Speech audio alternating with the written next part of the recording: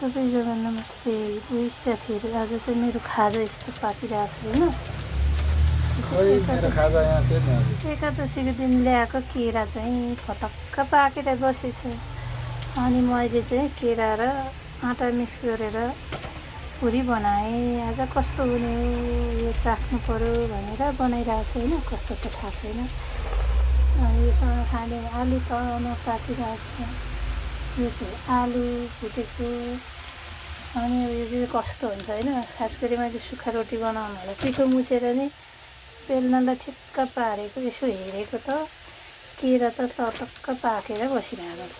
त्यो नछुनुभन्दा चाहिँ मिक्स गरेर बनाइदिउँ न त कस्तो हुन्छ भनेर पुरी बनाएको। हेर्दा त खाउँ खाउँ लाग्ने भएको छ। कस्तो छ साथीहरू खाएर टेस्ट गरेर हेर्न पर्ला। खाजा चाहिँ रेडी भएर पनि सासू ज्वाइँलाई खाना दिन लागिरहेको छु। अब कसरी खान्छन् यो दुईजना हेर।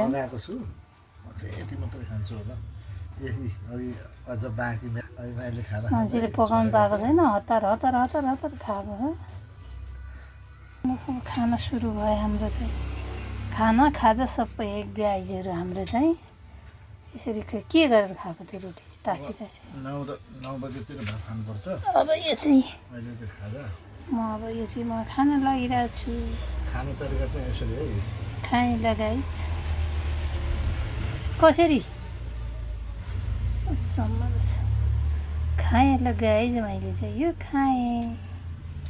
आज चाहिँ केरा र आँटाको पुरी गाइजहरू कस्तो हुन्छ स्वाद कस्तो छ भन्ने।